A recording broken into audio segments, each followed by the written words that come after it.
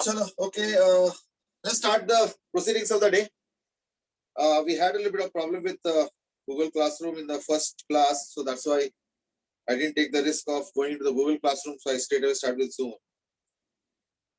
Zoom में problem कम आता है देखो, but anyway, स्कूल की तरफ से ये कि better की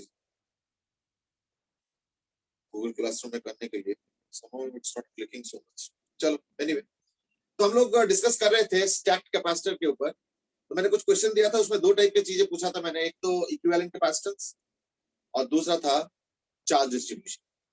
तो मैंने दो क्वेश्चन तो दिया था, but maybe I will just give you a fresh one. तो ये वाला कर लो तो आई थिंक बाकी दोनों भी ऑब्वियसली हो जाएंगे. I am just giving a fresh one. May be हो सकता है कल वाला ही दे रहा हूं, मुझे याद तो नहीं आ रहा है एग्जैक्टली क्या दिया था, है ना. तो लेट अस से ये ए पॉइंट है, यहाँ पे एक बैटरी जोड़ दिया मैंने वी वोल्ट का, और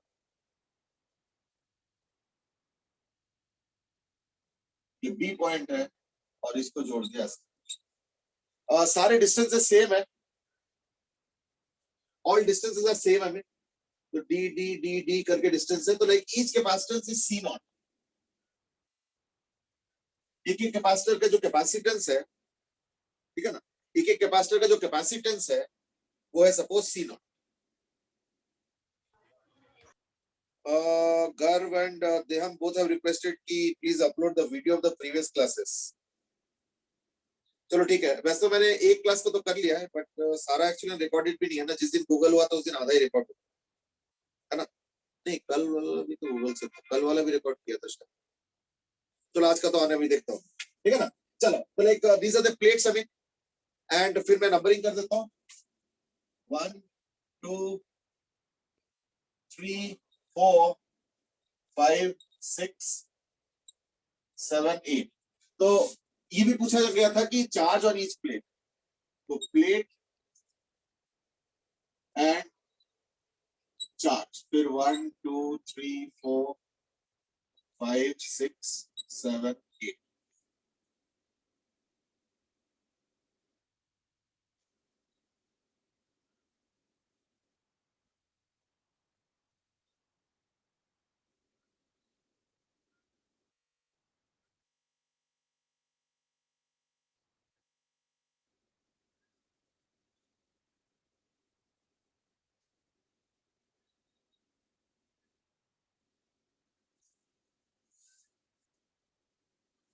चलो, सो दैट्स द क्वेश्चन. हमें तो एक काम करेंगे, सीवी नॉट को हम लिखेंगे Q naught, sorry C naught V. C naught V को क्यू नॉट लिखेंगे, तो जो आंसर देंगे हम वो सारा क्यू नॉट के टर्म्स में देंगे कि half Q not, 2/3 Q not, है ना, या 5 क्यू नॉट, या जो भी आंसर होगा. तो इसके आंसर जो है ना क्यू नॉट के टर्म्स में देंगे, ठीक है. सो that's more or less the structure that we are going to follow. Krishna अगर इज आस्क्ड कि ये बैटरी हमें लगाने हैं ना, या था नहीं क्वेश्चन में. देखो, अगर सिर्फ सी इक्विवेलेंट निकालना है तब तो ये बैटरी लगा के बैटरी के टर्म्स में आंसर तो हम नहीं दे सकते हैं. बट जब चार्ज पूछा जा रहा है तो बैटरी तो पता होना चाहिए. तो बैटरी का वोल्टेज वी दे रखा और वो पता होना चाहिए, तभी चार्ज निकल पाएगा, है ना. इसलिए इस बैटरी के टर्म्स में आएगा. तो उसको भी मैंने एलिमिनेट कर दिया एक तरीके से. क्यों? कि मैंने सी नॉट वी को क्यू नॉट लिख दिया, तो ऑब्वियसली फिर आंसर सारे क्यू नॉट के ही टर्म्स में आएंगे, चाहे वो फ्रैक्शन हो, चाहे इम्प्रॉपर फ्रैक्शन हो, कैसे भी हो, है ना. चलो, Saksham is given the answer and that is Som is asked कि क्वेश्चन क्या है. क्वेश्चन मैंने बोला ना, find C equivalent and charge of each plate. Find C equivalent and charge of each plate. Saksham has given the answer of C equivalent as C naught by 7. So I'm waiting for other answers also. What are the other answers?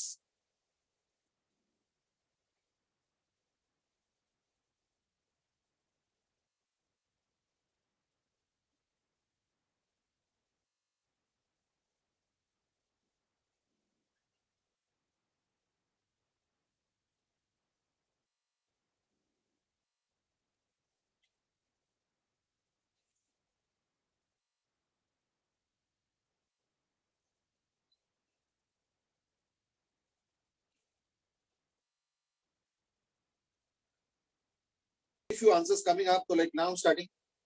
Start कैसे करेंगे? देखो ए point से पहले 1 वाले plate पे चलो, फिर 2 वाला प्लेट हो गया, तो ये कैपेसिटर है। फिर 2 को स्प्लिट कर लो, 2 के साथ 3 और एक और कैपेसिटर है, और 3 वाला देखो बी के पास जा रहा है ना, तो 3 वाला चला गया, ये 2 है, ये 3 है, और 3 वाला चला गया बी के पास, हो गया। अब इधर देखो, ए वाला जा रहा है 6 के पास, 6 से 7, 7 से 8,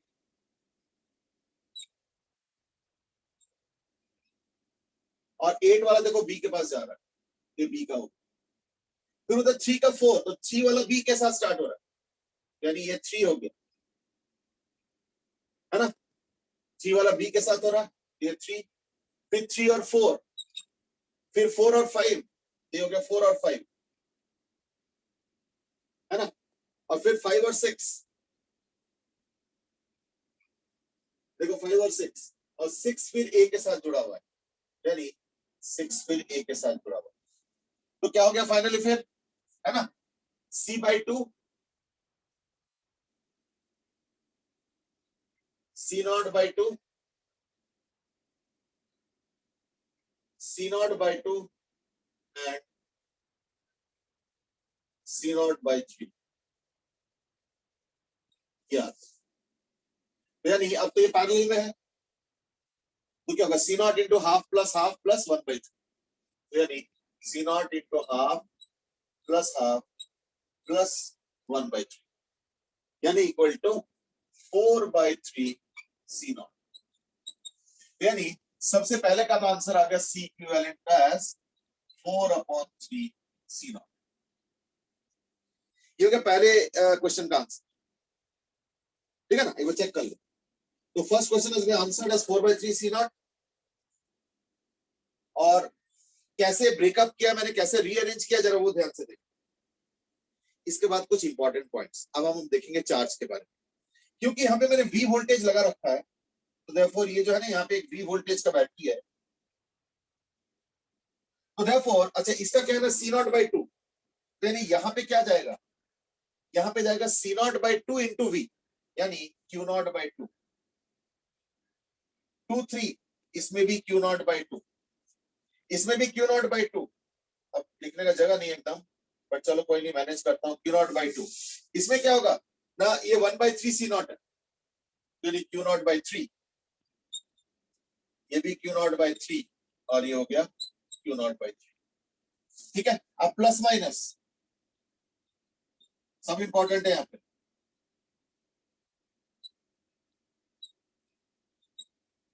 देख लो अच्छे से, is that comfortable, please check. लेकिन मेरा एक सवाल और भी था कि मुझे एक एक प्लेट का चार्ज पता करना था, यानी 1 का अलग, 2 का अलग, 3 का अलग, 4 का, 5 का, 6 का, 7 के। अगर एक चीज लॉजिकली देखो, लॉजिकली ये जो 5th प्लेट है, इस पे चार्ज तो कहीं से आएगा नहीं, कनेक्टेड ही नहीं कहीं से, तो 5th प्लेट में ना उधर से कोई कनेक्शन है ना इधर से। अच्छा 3rd प्लेट कम से कम सर्किट के साथ कनेक्टेड है, तो यहां से चार्ज का कुछ ना कुछ आना जाना रहेगा, या तो आएगा या तो जाएगा, तो देखो 3rd प्लेट में तो चार्ज आएंगे शायद, लेकिन 5th प्लेट में, 4th प्लेट में, 2nd प्लेट में, 7th प्लेट में, these are actually, if you look at carefully, these are nothing but floating plates। एक तरह देखा तो सारे फ्लोटिंग प्लेट्स हैं, यानी चार्ज जीरो कौन कौन से प्लेट पे होगा, 1 वाले पे, सॉरी 2 पे, 4 पे, 5 पे, 7 पे, तो 2 का चार्ज 0 होगा, 4 का चार्ज 0 होगा, 5 का चार्ज 0 होगा, और 7 का चार्ज 0 होगा। तो इनमें से जीरो चार्ज का मतलब क्या, फिर कैपेसिटेंस कैसे बन गया ना, जीरो जब बन रहा है ना, कैसे बन रहा है जरा समझो, मैं वो भी उसी पे आ रहा हूँ, जरा ध्यान से देखो। ये जो 1 वाला प्लेट है ना, ये प्लस Q0/2 दिखा रहा है,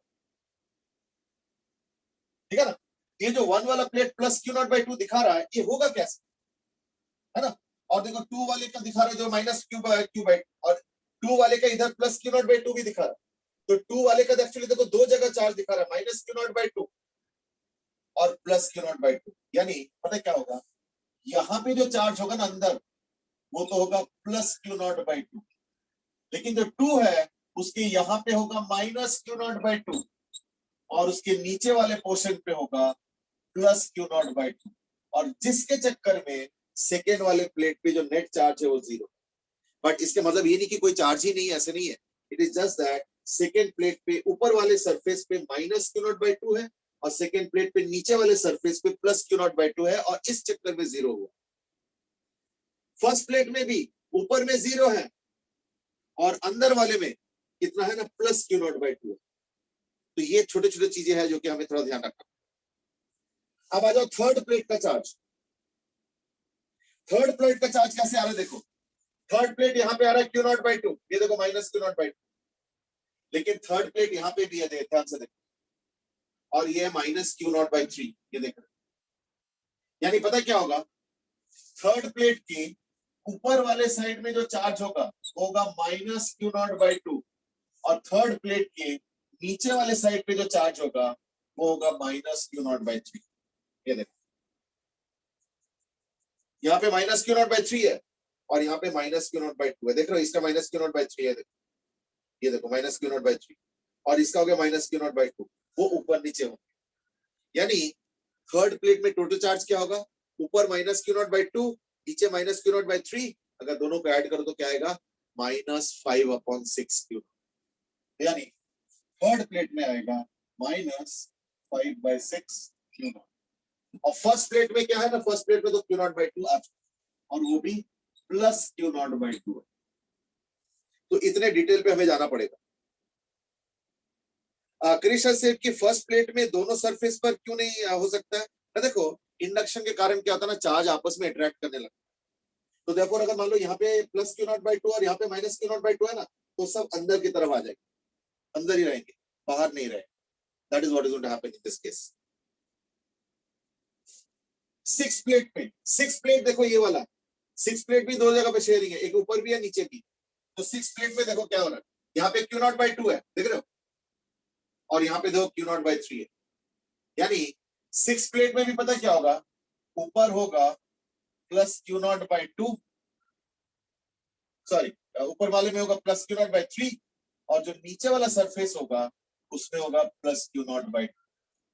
खैर मिला के कितना होगा, Q naught by two plus Q naught by three, यानी वही 5/6 क्यू नॉट, लेकिन पॉजिटिव, इसलिए सिक्स प्लेट में हो जाएगा प्लस 5/6 क्यू नॉट।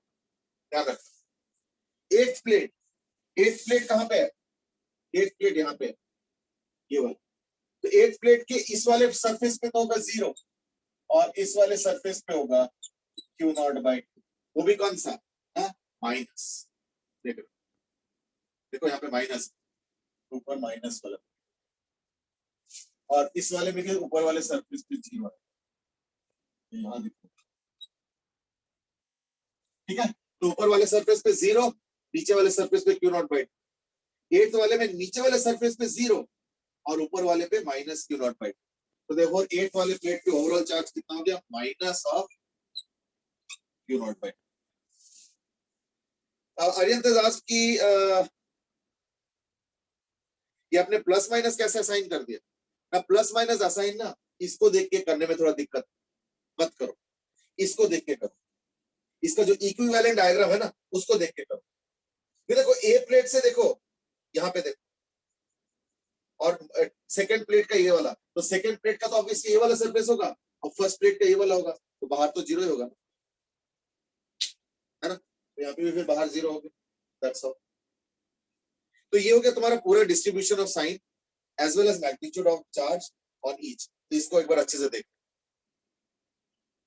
ठीक है ना, just have a look, so I think that would give you a better idea.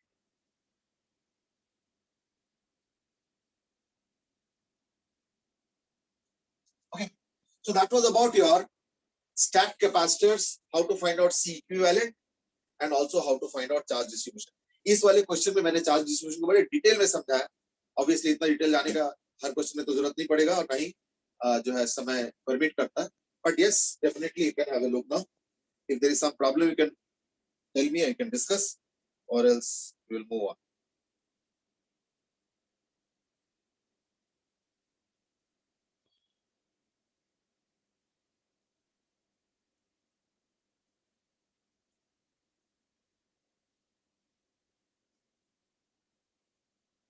ठीक है, चलो अभी किसी ने डाउट तो नहीं पूछा, इसलिए मैं इसको आगे बढ़ाता हूँ।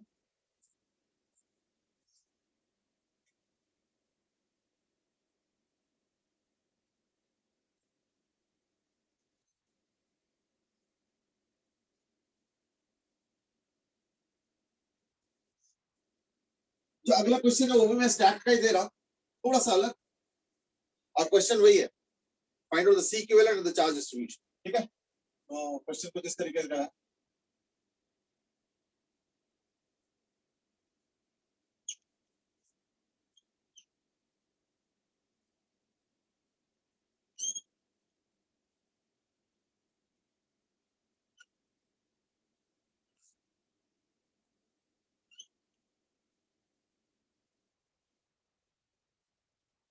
Fine. So this is voltage V. These are the capacitor plates.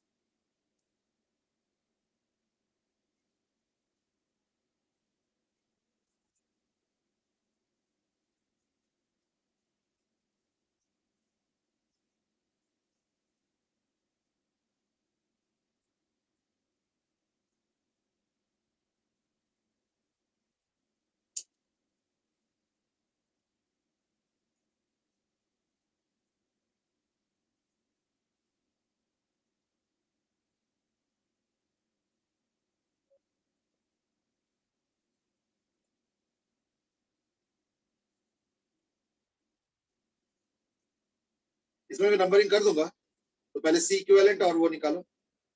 Question is the same, find C equivalent and charge distribution. Now let me give you the solution. 3C by 4 Som, 3C by 2 Som, Harshit 3C by 4, Devam 3C by 4, Ansh 17C by 12, Dev 3C by 2, Saksham 3C by 2. चलो ठीक है, I'll just read out the answers that have come up. Let me start with E, equivalent. तो A से पहले 1, फिर 2, फिर 2 से 3 और 3 से B। इधर देखो A से 7 है, ये 7 है, फिर 7 से 6 और 6 से B। ओके, अच्छा 8 वाला एक्चुअली है ही नहीं। ये जो 7-8 वाला है ना, इसमें कोई कैपेसिटेंस ही नहीं। I mean in the sense कि ये कैपेसिटेंस सर्किट का पार्ट ही नहीं, कैपेसिटेंस तो है बट सर्किट का पार्ट नहीं। क्यों? ये कनेक्टेड ही नहीं, ये तो देखो बाहर है, बाहर है, तो देखो ये तो बस एक यूजलेस प्लेट है, यानी Q8 तो कुछ होना ही नहीं है, Q8 तो वैसे भी 0 होगा, ये सर्किट का ही पार्ट नहीं है, क्या होने वाला? कुछ भी नहीं होने वाला, है ना। चलो अब दूसरी तरफ से देखते हैं 3 वाला। तो B से एक 3 का आया है, 3, फिर 3 से 4, फिर 4 से 5, फिर 5 से 6 और 6 वापस B पे जाके जुड़ गया,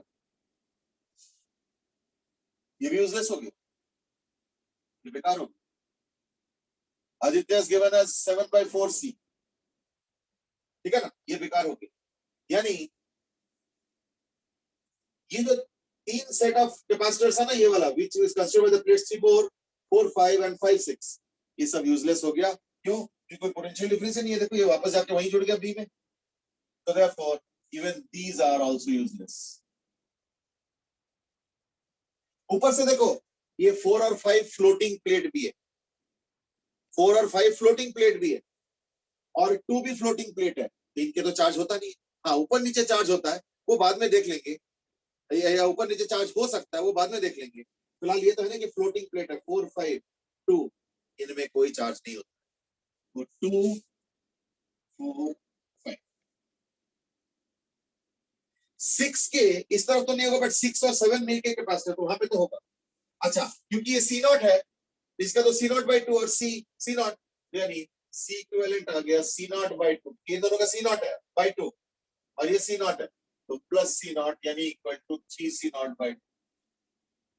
और क्या ना, इसका तो C0/2 इंटू V, इसका भी C0/2 इंटू V, यानी इस पे हो गया Q0/2 और इस पे भी हो गया Q0/2, और ये हो जाएगा क्यू नॉट।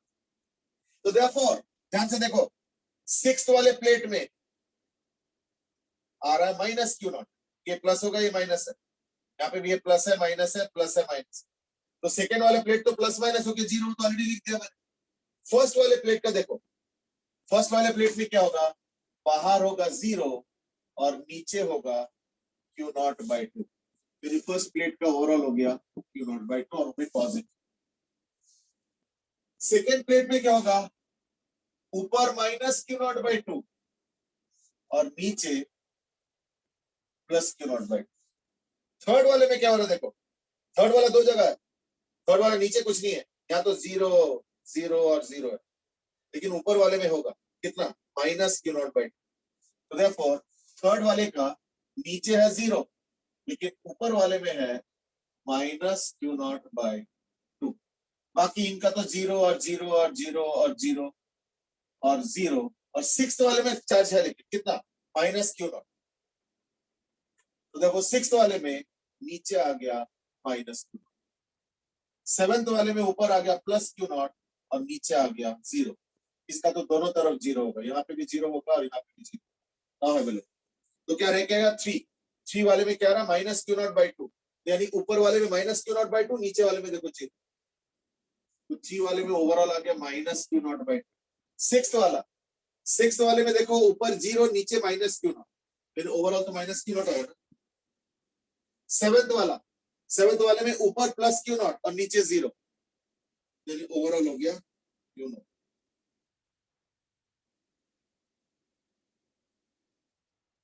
आप जाके चार्ज डिस्ट्रीब्यूशन कंप्लीट है। चार्ज डिस्ट्रीब्यूशन कुछ लोगों ने दिया हुआ है, देव ने कोशिश किया है और सक्षम ने भी दिया है, तो Q by three minus two Q by three. Well charge distribution सक्षम तुमने ठीक से नहीं किया, एक बार चेक कर लो। सर वो एक्चुअली मैंने क्यों ना सर्किट का चार्ज ले लिया था कि सर्किट से कितना जा रहा है। अच्छा अच्छा अच्छा अच्छा, चलो चलो ठीक है, तब तो चलेगा। देव ने Q by two zero minus Q by two, हाँ ठीक है, according to the convention that I am following, उसके हिसाब से ठीक है, चलो ठीक है। तो यानी सक्षम तुम्हारे भी आंसर सही है, in the sense that you have taken this as Q naught, obviously फिर वो घटेगा है ना, फिर वो यहाँ पे हो जाएगा यू नो 1/3 और यहाँ पे 2/3, तो क्यू नॉट बाई थ्री और यहाँ पे 2 क्यू नॉट बाई थ्री, फिर तो चले, ठीक है ना। सो that's more or less the idea of stack capacitors. इसमें और भी चीजें हो सकता है, तो लाइक ऐसे तो और क्वेश्चन सॉल्व करोगे तो you will get a better idea once you start solving more questions। देखना इस टाइप के क्वेश्चन दो चार जो है हर बुक में होता है, कोई भी स्टडी मटेरियल बुक वगैरह ले लो, और एग्जाम में भी इस टाइप के क्वेश्चन पहले भी आए, and that is the idea of a stack capacitor, ठीक है। चलो we just completed one more topic, the chapter of capacitor. Next topic is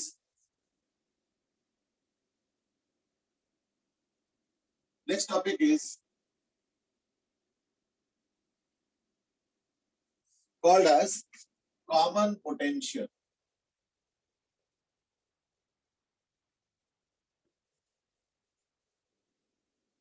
Common potential topic is like this, that let us say there are two capacitors, Q1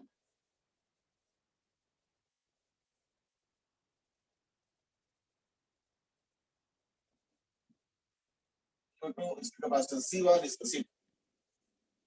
मैं suppose switch को on कर देता हूँ, ये switch है अभी तो of है, सपोज मैं इसको ऑन कर देता हूँ।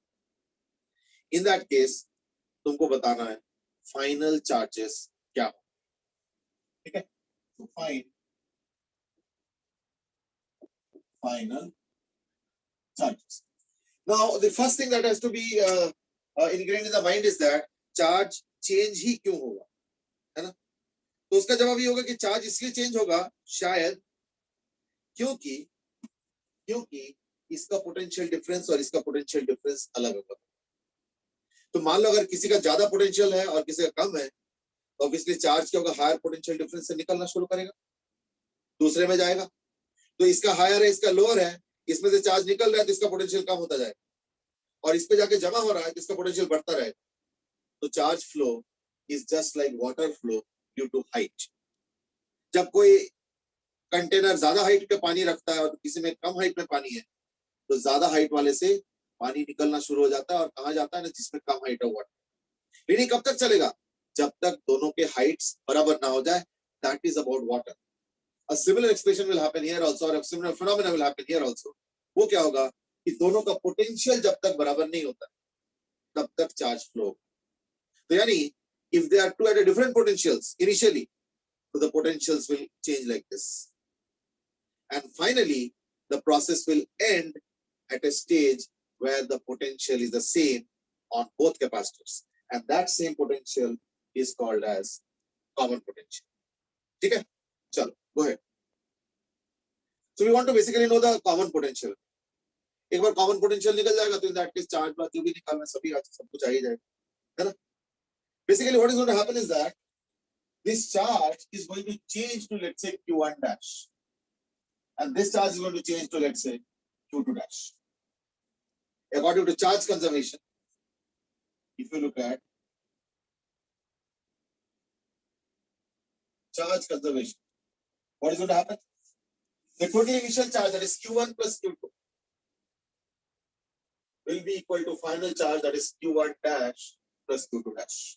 That's the first thing.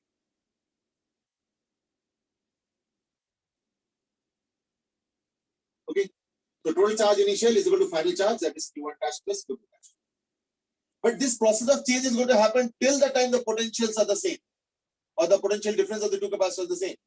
यानी दूसरा इक्वेशन हो जाएगा Q1 dash by C1 is equal to Q2 dash by C2, यानी Q2 dash हो गया equal to C2 by C1 into Q1 dash. And let's put it here. If I do that, we will have Q1 plus Q2 is equal to Q1 dash plus Q2 dash, and Q2 dash I can write as C2 by C1 into Q1 dash, which is equal to Q1 dash into 1 plus C2 by C1. So therefore you have Q1 dash is equal to C1 by C1 plus C2 into Q1 plus 2. Now that's Q1 dash. Now tell me, what is the potential difference going to be finally? Won't it be equal to Q1 dash by C1?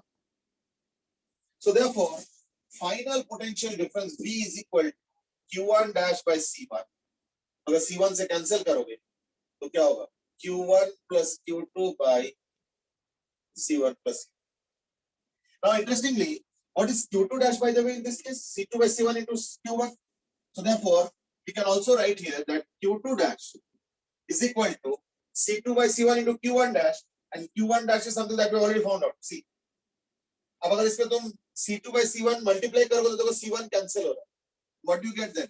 C2 by C1 plus C2 into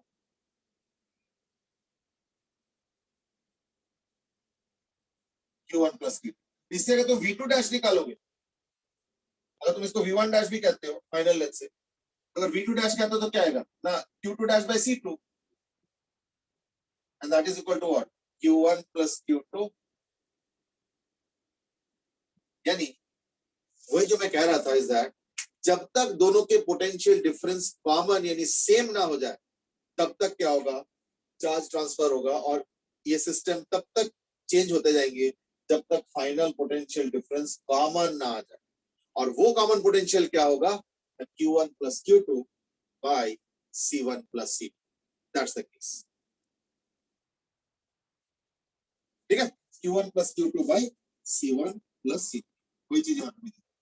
तो basically मैं ये suggest करूंगा is that बहुत ज्यादा चीजें याद करोगे ना तो इतना भूलने का टेंडेंसी होता है. बस ये याद रखना कि जो कॉमन पोटेंशियल होगा वो होगा Q1 plus Q2 by C1 plus C2. I hope you got it. Well, इसके ऊपर मैं अभी क्वेश्चन देना चाहूंगा. quickly solve it अभी. और वो है कि जैसे मैंने क्वेश्चन में दिया था वैसे एक न्यूमेरिकल टाइप का दे देता हूं. Partially numerical gets and algebraic based question है. वही क्वेश्चन है, दो कैपेसिटर्स स्विच है, ठीक है, चार्ज हो गया इसका सपोज 4Q और 2C, 3Q 2C और इतना बड़ा सपोज 8Q 2C और इसका 2Q और C। ठीक है, that's the thing. There are two questions. Question number 1, find final charges on each capacitor. I mean final potential difference and charges, everything, and also energy loss. ठीक है, go ahead.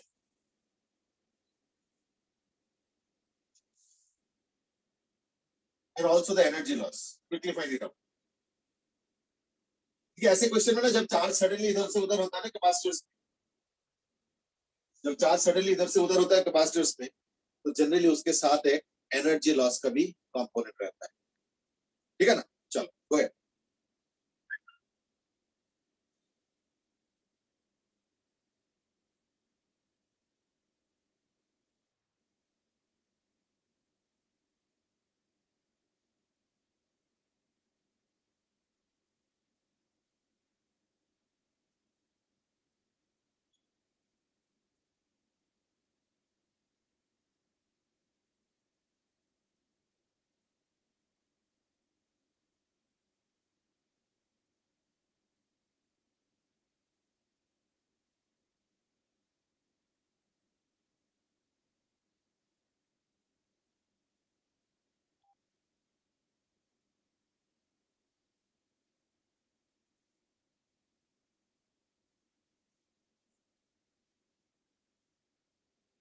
ठीक है ना, I mean अरियंत is asked कि charge conserve होगा या नहीं होगा, तो वो तो होना ही पड़ेगा, चार्ज जाएगा कहाँ। एक होता है लीकेज चार्ज, तो वो तो हम कंसिडर नहीं करेंगे, अगर वो लीकेज चार्ज हमें, बट आइडियल केस में तो हम लीकेज को नहीं मानते, है ना, तो charge will be conserved. We have started getting some answers. Saksham is given 20Q by 3 and 10Q by 3 as the charges of it. देखता हूँ।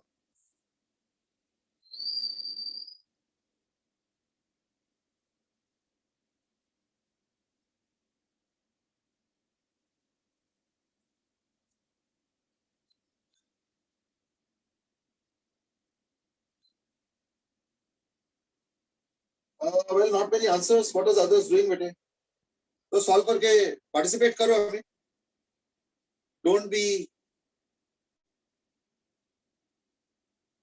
Okay, Mansha has also given the same answer, 20Q by 3 and 10Q by 3. Parth 20Q by 3, 10Q by 3. Ishita 20Q by 3, 10Q by 3. Okay, Rishabh Jain also the same answer, and he has also given the answer for energy loss as well, and that is 4 by 3 Q square by 2C. Dev has given case का answer होगा 4 by 3. I don't know देव किस चीज का answer दे रहे हो, charge का दे रहे हो या एनर्जी का? I think एनर्जी का दे रहे हो शायद देव। Okay, एनर्जी, ठीक, समझ। Okay, everybody has given almost the same answer, and that is the final charges are 20Q by 3 and 10Q by 3, and the energy loss as 4 upon 3 Q square by 2C. This is what everybody has given till now. Okay, देखो मैंने पहले ही बोला कि जो standard formula हम याद रखेंगे वो है V कॉमन, यानी फाइनल जो पोटेंशियल होता है जिसको हम लोग V कॉमन कह रहे हैं, common, that is equal to Q1 plus Q2 by C1 plus C2. Actually देखो इस क्वेश्चन में एक ट्रैप था, इस क्वेश्चन में एक ट्रैप था। मुझे नहीं लगता कि ट्रैप पकड़ में आया होगा, क्योंकि तभी जाके सारे आंसर एक जैसे आ रहा है, एंड दैट इज जब हमने डेरिवेशन किया था, अब तो मैंने मिटा दिया इसलिए सबूत तो नहीं है, but then you can see the video once more later on when you get time. अभी मैंने जब डिराइव किया था तो दोनों प्लेट्स हमने पॉजिटिव रख के डिराइव किए, पर यहाँ पे ऐसा नहीं, यहाँ पे एक प्लेट पॉजिटिव है एक नेगेटिव है, तो देयरफॉर जब वैल्यू पुट करोगे ना Q1 और Q2 में, तो पता क्या पुट करोगे, Q1 तो पुट करेंगे 8Q, लेकिन जब मैं Q2 पुट करूंगा I have to put -2Q by C1 plus C2। Capacitance में कोई साइन नहीं होता कि चलो उसको भी माइनस प्लस कर दो, नहीं, कैपेसिटेंस तो हमेशा पॉजिटिव है, जिससे प्रॉपर्टी। तो कैपेसिटेंस हो गया 2C प्लस C, यानी 2C प्लस C, यानी जो कॉमन पोटेंशियल आ गया वो आ गया 8Q minus 2Q, that is 6Q by 3C, that is equal to 2Q by C। ये आ गया कॉमन पोटेंशियल। ठीक है ना? Ansh and Nikhil has now changed the answer again. Som has also given a different answer this time. So the answer is equal to 2Q by C. अब एक काम करो, ये तो कॉमन पोटेंशियल आ गया, इससे चार्ज आ जाएगा। इसका चार्ज क्या आएगा? क्योंकि इसका कैपेसिटेंस 2C है, तो कैपेसिटेंस अगर 2C होगा तो इनटू 2C करेंगे, ये तो कॉमन पोटेंशियल डिफरेंस, तो C इनटू V चार्ज। तो देयरफॉर फाइनल में क्या हो रहा है? The charge on the 2C capacitor is equal to common potential difference 2Q by C into the capacitance. तो 2, अब ये सब चीजें ऑब्वियसली स्विच ऑन करने के बाद, तो 2Q by C into 2C, that is equal to 4Q, और जो charge on the C capacitor होगा that is equal to 2Q। एक तो ये हो। दूसरी बात, इसमें पोलैरिटी का भी इशू है। पोलैरिटी क्या इशू है? अब देखो फाइनली इसका जो 2Q हुआ ना, वो कैसे हुआ समझो जरा। यहां से 4Q निकल गया और यहाँ पे आया, तो अगर मैं पूछूंगा चार्ज फ्लो क्या हुआ है तो होगा 4Q। कहां से? इस वाले प्लेट के यहाँ से 4Q निकल के गया है और ये 4Q यहाँ आ गया, तो 8Q में से 4Q निकल गया तो 4Q बच गया, और -2Q था और 4Q आ चुका था, इसलिए इसका चार्ज क्या हो गया? +2Q हो गया। हमने कई सारी चीजें निकाल दिया, फाइनल पोटेंशियल या final potential difference common, charge कितना आ गया एक एक प्लेट में, और चार्ज फ्लो। तो फाइनली क्या हो गया?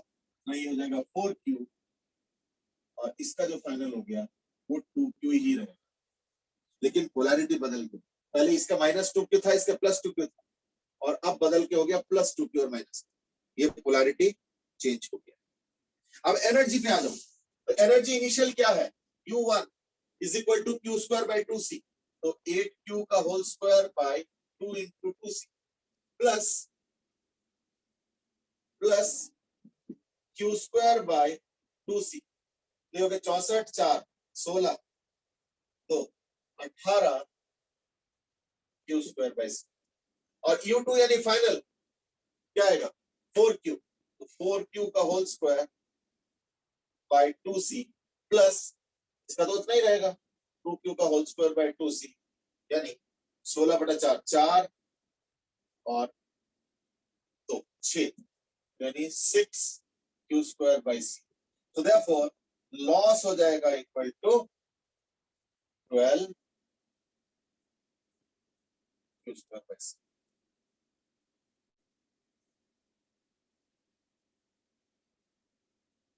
Therefore, the loss will be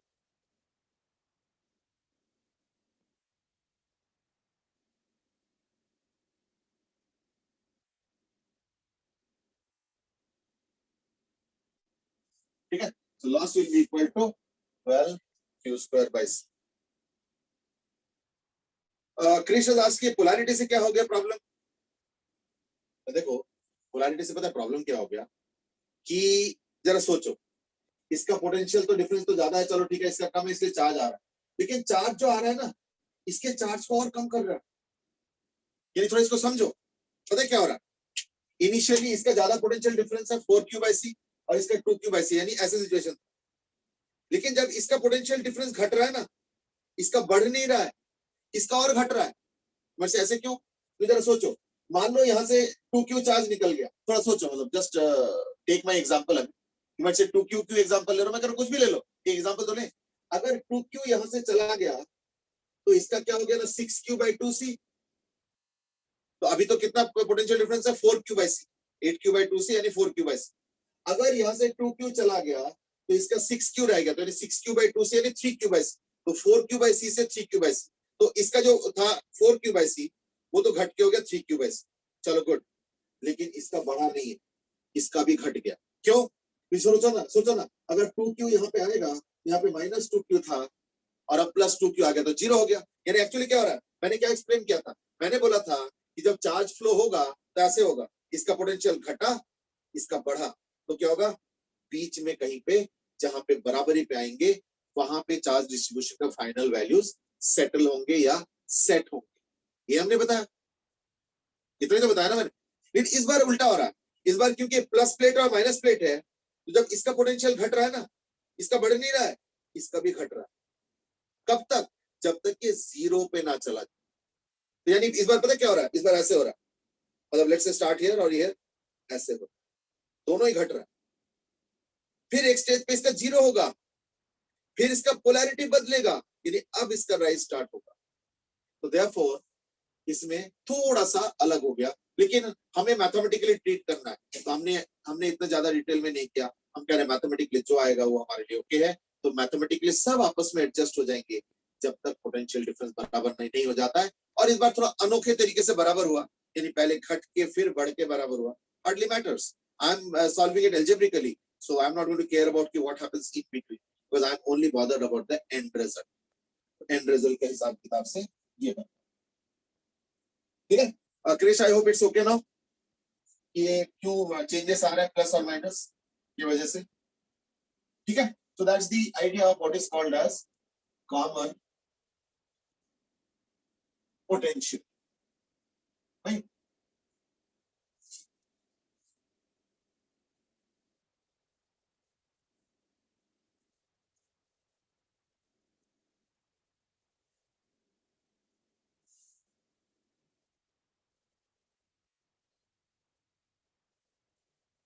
Yes, Krrish, बेटे समझ में आ गया? अभी और कुछ पूछना है? Okay. Next concept is on what is called as electrostatic potential energy density. So that is called as kappa electrostatic. If you recall, we have used kappa even in class 11th also, and we used it in the context of elastic potential energy density. आज हम लोग कर रहे हैं electrostatic potential energy density. It's similar, but of course a little different. कैसे different है ना, तो एक काम करता हूं, मैं एक कैपेसिटर प्लेट लेता हूं जिसके अंदर प्लस क्यू चार्ज है, माइनस क्यू चार्ज है, और ऐसे फील्ड लाइंस है। तो हमें पता है कि जहां पे फील्ड है वहां पे पोटेंशियल है, जहां पे पोटेंशियल है वहां पे पोटेंशियल डिफरेंस भी है, और जहां पे पोटेंशियल डिफरेंस है वहां पे वर्क डन भी है, और जहां पे वर्क डन है वहां पे पोटेंशियल एनर्जी भी होगा, और वो स्टोर्ड फॉर्म में रहेगा। ये होता है इलेक्ट्रोस्टैटिक्स का प्रॉपर्टी है। तो therefore there is some electrostatic potential energy stored within the space. कितना स्टोर्ड है उसका हमारे पास फार्मूला है, and that is q square by 2c। तो मैं एक काम करता हूं, मैं इसको लिख लेता हूं एज, c को as, so this is the u again, I can write it as q square by 2 into epsilon naught a by d। ये होता है कैपेसिटेंस, है ना, ये एरिया a ऑफ प्लेट है और डिस्टेंस d है। तो this what we can do, ये हो गया एनर्जी। कापा क्या होगा? Energy by volume. एनर्जी तो ये है q square d by 2 epsilon naught a। Volume क्या होगा? तो प्लेट के अंदर का वॉल्यूम कैसे होता है? Area a into d is the volume, है ना। तो यू तो इतना आ गया, यही वाला, upon volume means a into d। तो d cancel, q by a को मैं सिग्मा लिख सकता हूं, I can write it as sigma square by epsilon naught, अगर एक कॉमन ले लो ये हो जाएगा एप्सिलॉन नॉट a का होल स्क्वायर। तो मैंने क्या किया, थोड़ा सा मैनिपुलेशन भी साथ में कर, ठीक है ना। तो मैनिपुलेशन क्या किया जरा देखो यहाँ पे ध्यान से, epsilon naught by 2 into sigma square by epsilon naught a का whole square. Now what is sigma upon epsilon naught into a?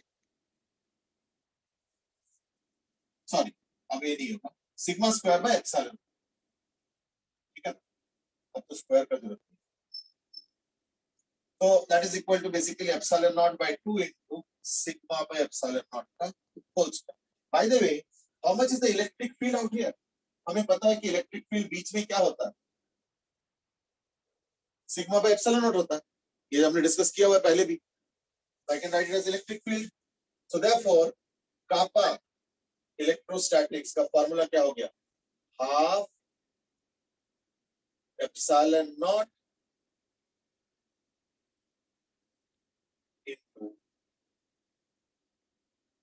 E square.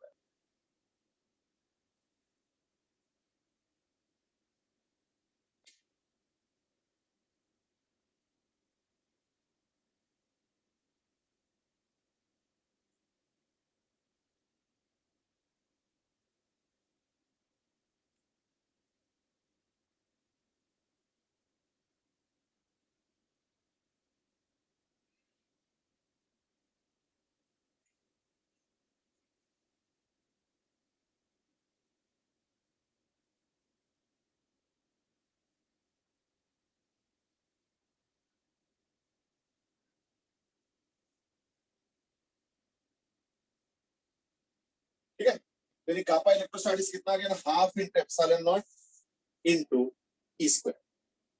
Okay, so this is called as electrostatic field energy density, इसको हम लोग बोलते हैं as electrostatic field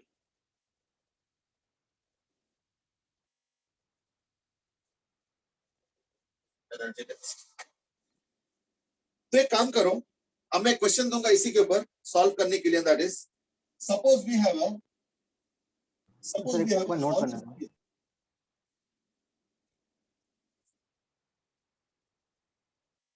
So this is a hollow sphere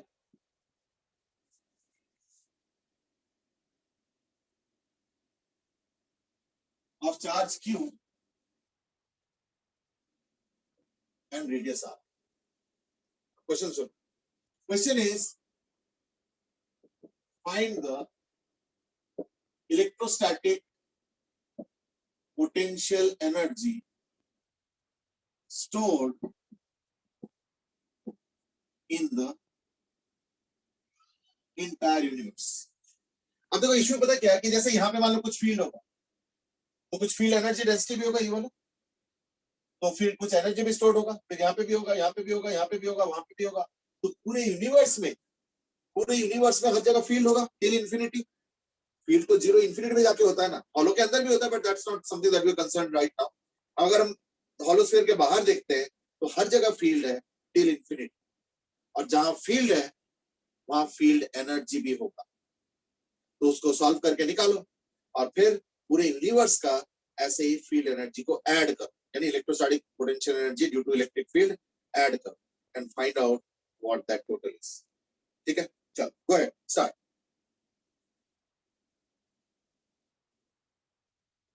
Okay, let me begin the discussion. I mean, we know that at a point small r, any point of small r, let me take a very thin hollow sphere.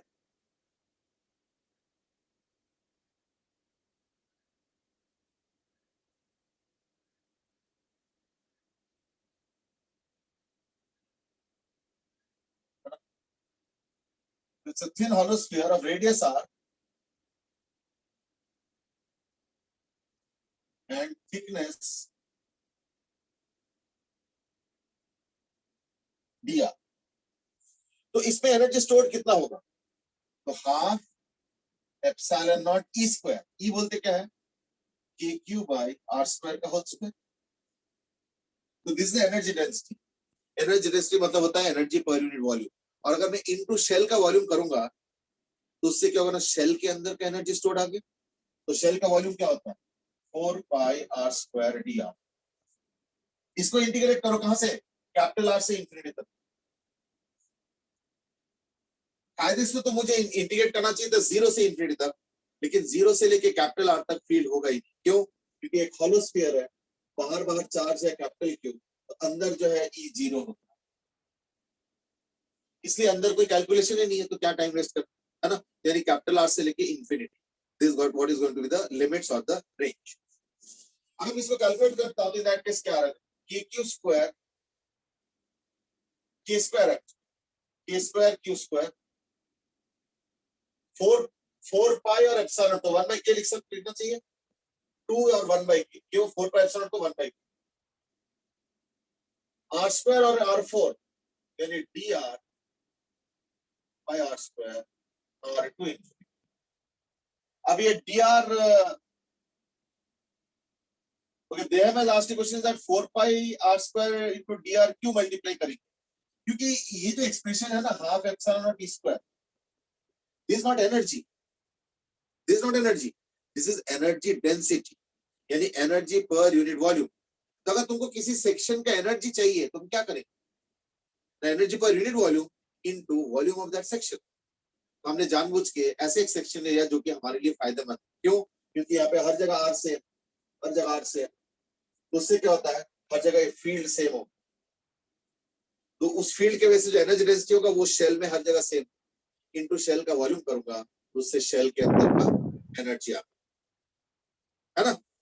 तो rest is like dr by r square is equal to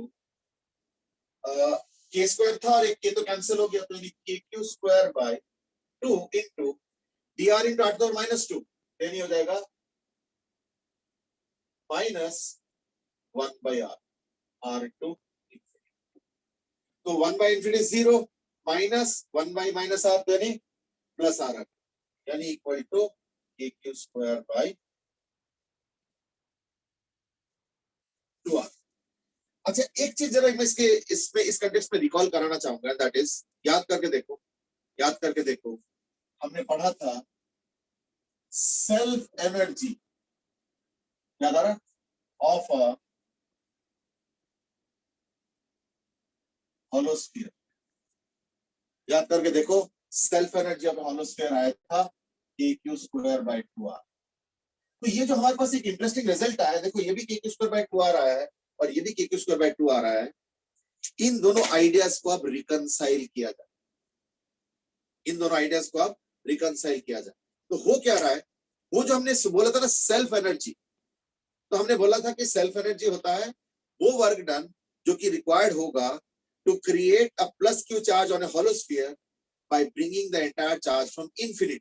तो infinity से धीरे धीरे लेके आओ, dq charge लेके आओ, sphere पे लगाओ, फिर dq लगाओ, फिर dq लगाओ, फिर dq लगाओ, इस तरीके से dq लगाते रहो और उससे टोटल एनर्जी आ जाएगी. That's what we discussed. तो वो जो एनर्जी स्टोर्ड हुआ वो कहाँ है, एक सवाल क्रिएट होता है, वो कहाँ है, स्फीयर के सरफेस पे है, स्फीयर के अंदर है, ये कहाँ पे है वो energy. So that's a question mark. अभी so the answer to that question is that energy is present in the form of electrostatic field energy, and that is present throughout the universe, यानी वो जो kq square by 2r self energy है, ठीक है ना, hollow sphere का ये वाला energy, that is stored throughout the universe. ये पता चल रहा है, देखो हमने पूरे यूनिवर्स का कैलकुलेशन किया, वो भी सेम आ, तो वही इलेक्ट्रोस्टैटिक सेल्फ एनर्जी यहाँ पे स्टोर हो रहा है, ठीक है ना. सक्षम है आज की ये एनर्जी डेंसिटी तो पैरेलल प्लेट कैपेसिटर के लिए डिराइव किए थे, तो हमने इसमें डायरेक्टली कैसे यूज किया, नहीं एक्चुअली ना पैरेलल प्लेट के लिए डिराइव किया था ऐसे कुछ नहीं. It is just that we derive the expression in a situation where there is a certain field और वो यूनिफॉर्म. तो हमने इसलिए पैरेलल प्लेट का फायदा उठाया क्योंकि वहां पे एक यूनिफॉर्म फील्ड मिल रहा है, तो यूनिफॉर्म फील्ड और यूनिफॉर्म फील्ड की वजह से एनर्जी स्टोर्ड, तो उससे हमने रिकंसाइल करके उसके एक्सप्रेशन को जनरेट करने के लिए फायदा उठाया, जनरेट करने में सहूलियत मुझे मिला. बट देन एक्सप्रेशन तो एक्सप्रेशन है ना. अच्छा अगर मान लो इलेक्ट्रिक फील्ड वेरिएबल होगा तो तुम एनर्जी डेंसिटी का कैलकुलेशन नहीं कर पाते कि कैसे पता चलता कि वेरिएबल में से कौन से जगह से क्या कंट्रीब्यूशन आ रहा है, क्योंकि पैरेलल प्लेट कैपेसिटर में यूनिफॉर्म फील्ड था, तो तुमको पता है कि हर जगह पे सिमिलर कंट्रीब्यूशन आ रहा है. इसलिए कोई वेरिएबल फील्ड वाले सिचुएशन से ये फॉर्मूला तो हम जनरेट नहीं कर पाते.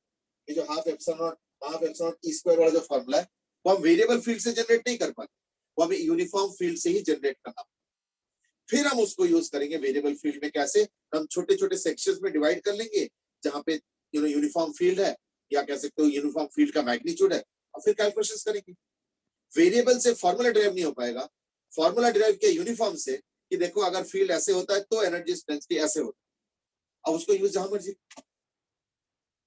So therefore don't think that it is only for capacitor, it's a general idea. The idea is that whenever there is a field there is also a energy, यानी field energy associated with that. इसलिए हमने भले ही parallel plate के context में idea को generate किया, but वो idea एक जनरल आइडिया जो कि हम दूसरी जगह पे भी यूज कर सकते हैं, जैसे हमने यहीं पे सक्सेसफुली. और इससे एक चीज और रिकंसाइल हो गया कि हमारा जो सेल्फ एनर्जी है, एक सवाल और का जवाब मिल गया, दैट वो सेल्फ एनर्जी कहाँ है। हम कह देते हैं कि भाई सेल्फ एनर्जी मतलब एनर्जी स्टोर्ड, अभी स्टोर कहाँ है?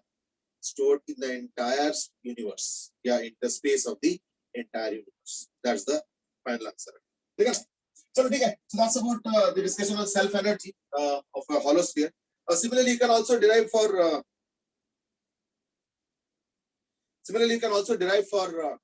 can we use q square by 2c? Definitely. ठीक है ना. Similarly, we can also do a similar calculation for a solid sphere also. जैसे सॉलिड स्फीयर में तो अंदर भी फील्ड होगा, तो you can now go ahead and do the calculation and find out the total energy stored in the universe. Universe में फिर वो आर के, कैपिटल आर के बाहर भी होगा और कैपिटल आर के अंदर भी होगा. You have to add the energy of both regions. ठीक है ना. चलो आज के लिए इतना ही करते हैं. We will carry on in the next class with further stuff. But we are almost coming to the fag end of the chapter in the sense कि अब बहुत ज्यादा कांसेप्ट्स नहीं है कैपेसिटर के अंदर. So we will just wind up maybe in the next class, or maybe if required we'll solve 1 or 2 questions. That could possibly take 1 more class. So within 1 or 2 classes this chapter will be over. ठीक है ना. चलो आज के लिए इतना ही. ठीक है, we'll meet next. ठीक है, चलो have a good day.